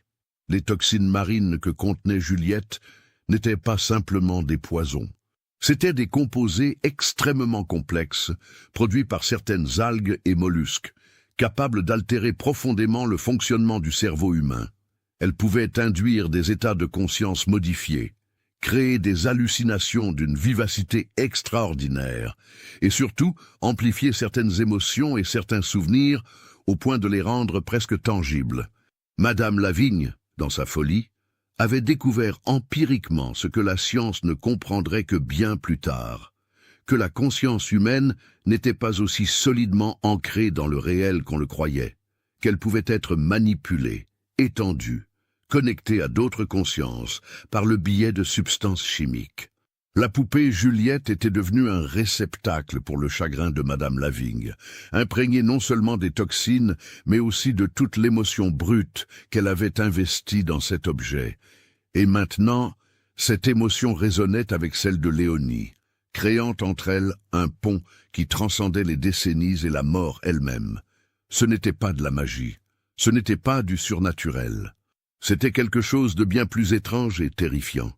C'était la preuve que la frontière entre le soi et l'autre, entre le vivant et le mort, entre la réalité et l'illusion, était bien plus poreuse qu'on ne voulait l'admettre. Les heures passèrent, ou peut-être n'était-ce que des minutes ou des jours. Léonie ne savait plus. Le temps avait perdu tout sens dans ces profondeurs où régnait une obscurité éternelle. Son corps s'engourdissait progressivement, les toxines continuant leur œuvre dans son organisme, affaibli par des semaines de privation et de stress. Elle n'avait pas peur. Au contraire, elle se sentait étrangement en paix. Pour la première fois depuis la mort de son père, elle avait l'impression d'être à sa place, de faire ce qu'elle devait faire. Elle pensait à lui, à son père Jean Beaumont, englouti par les vagues 3 ans auparavant. Était-ce cela qu'il avait ressenti dans ces derniers instants, cette acceptation tranquille de l'inévitable, ce sentiment de retour vers quelque chose de plus grand que soi, de dissolution dans l'immensité de la mer? Elle pensait aussi à sa mère, morte de tuberculose dans un lit sordide, crachant son sang jusqu'à la dernière seconde. Sa mère qui n'avait jamais eu cette paix que Léonie ressentait maintenant, qui s'était accrochée à la vie avec l'énergie du désespoir, jusqu'à ce que son corps ne puisse plus tenir. Et elle pensait à Juliette Lavigne, la vraie Juliette, Cette fillette de 15 ans empoisonnée par sa propre mère, dans un acte d'amour perverti. Quelle avait été sa dernière pensée alors que l'arsenic brûlait ses entrailles? Avait-elle compris ce que sa mère lui faisait? Avait-elle eu le temps d'avoir peur, ou la mort l'avait-elle prise trop vite? Toutes ces vies brisées, toutes ces morts prématurées, tous ces chagrins qui résonnaient à travers les décennies, se rejoignaient maintenant dans cette chambre souterraine. Et Léonie, dans son état de semi-conscience induit par les toxines, sentait qu'elle faisait partie d'un cycle qui dépassait sa propre existence, un cycle de douleur et de perte qui était peut-être la véritable condition humaine. Un mouvement attira son attention. Avec effort, elle tourna légèrement la tête et vit que le docteur Renard s'était traîné jusqu'à l'entrée de l'alcôve. Son visage n'exprimait plus la terreur, mais quelque chose de plus complexe, un mélange de pitié, de fascination et de résignation. « Léonie !» murmura-t-il, sa voix à peine audible. « Il n'est pas trop tard. Je peux encore vous sauver. Nous pouvons remonter à la surface, chercher de l'aide, vous faire traiter. » Mais même en prononçant ces mots, il savait qu'ils étaient vains. Léonie était trop loin maintenant, trop profondément enfoncée dans cet état intermédiaire que les toxines avaient créé. Et lui-même, comment pourrait-il remonter? Comment pourrait-il expliquer ce qu'il avait vu, ce qu'il avait ressenti? Qui le croirait? « Docteur, » répondit Léonie d'une voix douce mais ferme, « vous devez me laisser. Ce n'est pas votre histoire, c'est la mienne et celle de Juliette. Vous avez essayé de nous comprendre avec votre science, mais certaines choses ne peuvent pas être comprises, seulement vécues. Remontez à la surface. Vivez votre vie, et n'essayez pas de nous trouver. » Le docteur Renard resta immobile un long moment, fixant cette jeune fille de 15 ans qui parlait avec la sagesse d'une vieille âme. Puis, lentement, douloureusement, il se mit à ramper vers la sortie de la chambre. Chaque mouvement était une torture, ses muscles tremblant sous l'effort, mais il savait qu'il devait partir. Il devait retourner dans le monde des vivants, où les choses avaient encore un sens, où la science pouvait encore prétendre expliquer la réalité. Avant de disparaître dans le tunnel, il se retourna une dernière fois. « Je suis désolé, » murmura-t-il. « Désolé de ne pas avoir pu vous aider. Désolé d'avoir cru que je pouvais. » Léonie lui sourit, un sourire triste, mais sincère. « Vous m'avez aidé, docteur, plus que vous ne le pensez. Vous m'avez aidé à comprendre, et maintenant je peux accepter. » Le docteur Renard hocha la tête, puis il disparut dans l'obscurité du tunnel. Léonie entendit ses pas irréguliers s'éloigner, devenir de plus en plus faibles, jusqu'à ce qu'il ne reste plus que le silence et le respire synchronisés de la jeune fille et de la poupée. Les heures continuèrent à s'écouler. Le corps de Léonie s'affaiblissait progressivement, son cœur ralentissant, sa respiration devenant de plus en plus superficielle. Mais son esprit, étrangement, restait clair, peut-être même plus clair qu'il ne l'avait jamais été. Elle voyait sa vie défiler devant elle, non pas comme une succession d'événements, mais comme un tout cohérent. Une histoire qui avait toujours mené vers ce moment, vers cette alcôve dans les profondeurs de Marseille. Elle se rappelait son père, lui apprenant à reconnaître les étoiles depuis les quais du vieux port, lui montrant comment les marins les utilisaient pour naviguer. Elle se rappelait sa mère, cousant à la lumière d'une chandelle, ses doigts agiles transformant des chiffons en vêtements décents. Elle se rappelait les rires, les rares moments de joie qui avaient ponctué son enfance pauvre, mais pas totalement dénuée de bonheur. Et elle se rappelait le jour où tout avait basculé, quand un homme était venu frapper à leur porte pour annoncer que le navire de son père avait sombré pendant une tempête. Elle revoyait le visage de sa mère se décomposer, entendait son hurlement de douleur qui avait résonné dans toute la ruelle. À partir de ce moment, quelque chose s'était brisé dans leur famille, un fil invisible qui les tenait ensemble s'était rompu, et ils n'avaient de plus été qu'une mère et une fille dérivant sans but dans un monde devenu hostile. Léonie comprenait maintenant que ce jour-là, elle aussi était morte un peu, et la maladie qui avait emporté sa mère n'avait fait qu'achever ce processus. Depuis, elle n'avait été qu'un fantôme, une ombre se déplaçant dans les rues de Marseille, sans vraiment appartenir au monde des vivants. Juliette l'avait senti.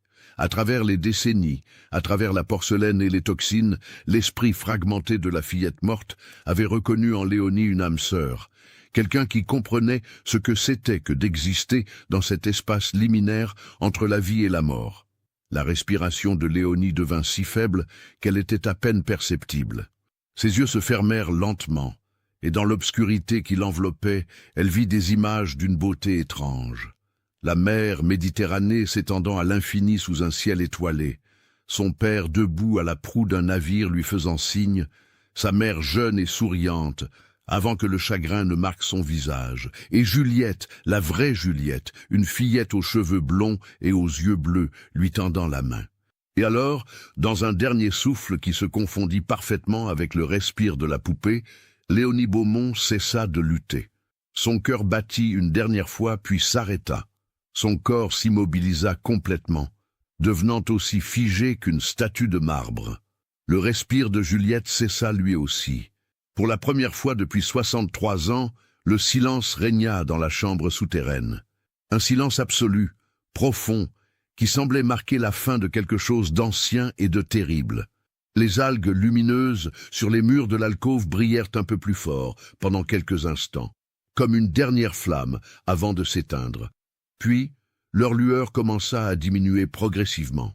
Dans quelques jours, elle s'éteindrait complètement, plongeant l'alcôve dans une obscurité totale. Et là, dans les entrailles de Marseille, une jeune fille de 15 ans et une poupée de porcelaine reposeraient ensemble pour l'éternité, unies par un lien que la science ne pourrait jamais vraiment expliquer. Deux âmes brisées qui avaient trouvé dans la mort la paix qu'elles n'avaient jamais connue dans la vie. Le docteur Augustin Renard mit 3 jours pour sortir des catacombes. Dans son état affaibli, le labyrinthe de tunnels qu'il avait semblé simple à l'aller devint un cauchemar à la remontée. Il se perdit plusieurs fois, errant dans des galeries qui se ressemblaient toutes, subsistant avec l'eau qui suintait des murs et les quelques champignons comestibles qu'il reconnaissait sur les pierres humides. Quand il émergea enfin à la surface, en plein jour, la lumière du soleil le brûla comme du feu liquide. Il s'effondra dans une ruelle du Panier, à moitié fou de soif et d'épuisement, et fut découvert par des passants qui le crurent d'abord ivre-mort. On le transporta à l'Hôtel-Dieu, le grand hôpital de Marseille, où il passa plusieurs semaines entre la vie et la mort. Les toxines marines dans son organisme causèrent des ravages, fièvre délirante, hallucinations terrifiantes, convulsions qui le laissaient épuisé et tremblant. Les médecins ne comprenaient pas ce qui l'affectait, attribuant ces symptômes à une infection contractée dans les égouts ou les catacombes. Pendant son délire, il parla constamment de Léonie et de Juliette. Il décrivait la chambre souterraine, l'alcôve tapissée d'algues, le respire impossible de la poupée. Les médecins hochaient la tête avec compassion, notant ces divagations comme les symptômes classiques d'un cerveau endommagé par l'infection. Quand il retrouva enfin la raison, plusieurs semaines plus tard, le docteur Renard était devenu un homme changé. Les marques sur son visage avaient disparu, mais elles avaient laissé des cicatrices pâles, qui ressemblaient à des veines sous sa peau. Ses cheveux, auparavant simplement grisonnants, étaient devenus complètement blancs, et dans ses yeux brillait une lueur nouvelle, quelque chose qui oscillait entre la sagesse et la folie. Il ne retourna jamais à son cabinet de la rue des Petits Moulins. L'endroit avait été vandalisé pendant son absence, et de toute façon, il n'avait plus le cœur à exercer la médecine. Comment pourrait-il soigner des patients alors qu'il savait maintenant que la science ne pouvait pas tout expliquer, que certaines choses dépassaient la raison et la logique? À la place, il quitta Marseille. Il s'installa dans un petit village de la campagne provençale où personne ne le connaissait, et il vécut le reste de ses jours comme un ermite, n'acceptant de voir que les rares visiteurs qui venaient le consulter pour des maux que la médecine conventionnelle ne pouvait guérir. Il n'écrivit jamais sur ce qui s'était passé dans les catacombes. Son journal, qu'il avait laissé dans son cabinet, fut probablement volé ou détruit pendant le vandalisme. Mais parfois, la nuit, il rêvait encore de Léonie et de Juliette, de leur respire synchronisé, de leur paix finale. Et dans ses rêves, il ne ressentait plus de terreur, mais quelque chose qui ressemblait presque à de l'envie, car elles avaient trouvé ce que lui cherchait encore, la fin de la solitude, la dissolution du soi dans quelque chose de plus grand, la paix de ne plus avoir à lutter contre l'inévitable. Quant à Léonie Beaumont, elle fut rapidement oubliée.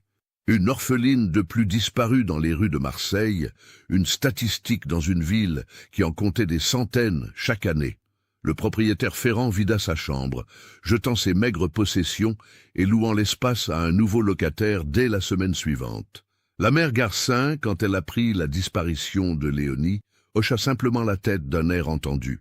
Elle avait vu trop de jeunes filles sombrer dans la misère et la folie pour s'en étonner. Et quant à la poupée qu'elle avait vendue à Léonie, elle n'y pensa plus. Il y avait toujours d'autres objets à vendre, d'autres histoires à raconter aux clients crédules. Les années passèrent. 1875 devint 1880, puis 1890, puis le nouveau siècle arriva. Marseille changeait, se modernisait, les vieux quartiers comme le Panier étaient progressivement rénovés, les catacombes étaient scellées pour des raisons de sécurité. La ville oubliait son passé sombre, ses histoires de contrebandiers et de rituels secrets, ses légendes de fantômes et de malédictions. Mais parfois, très rarement, un ouvrier travaillant dans les sous-sols de la ville ou un égoutier explorant les anciens tunnels rapportait avoir entendu quelque chose d'étrange, un sifflement régulier comme une respiration venant des profondeurs. Et quand il s'approchait pour investiguer, il trouvait des algues lumineuses sur les murs, brillant faiblement dans l'obscurité, dessinant des motifs qui ressemblaient de manière troublante à des veines humaines. Mais personne ne prenait ces histoires au sérieux. C'étaient juste des légendes urbaines, des superstitions de travailleurs superstitieux. Car dans le monde moderne et rationnel du XXe siècle, il n'y avait plus de place pour de telles absurdités. Et pourtant, dans les profondeurs oubliées de Marseille, dans une alcôve tapissée d'algues qui ne devrait pas exister si loin de la mer, une jeune fille et une poupée continuaient leur sommeil éternel, liés par un poison qui avait transcendé la vie et la mort, respirant ensemble dans l'obscurité, pour toujours et à jamais. Car certaines histoires ne se terminent jamais vraiment. Elles continuent, cachées dans les ombres, attendant patiemment que quelqu'un d'autre, quelqu'un d'aussi seul et désespéré que Léonie l'était, descende dans les profondeurs et entende ce respire impossible, ce souffle qui appelle, ce sifflement qui promet la paix et la compagnie dans la mort. Et peut-être qu'un jour, dans 100 ans ou dans 1000 ans, quand Marseille aura encore changé et que personne ne se souviendra plus de l'automne 1875, quelqu'un découvrira cette alcôve, ouvrira les yeux de Juliette, et le cycle recommencera. Car le poison ne meurt jamais vraiment, il attend simplement son prochain hôte.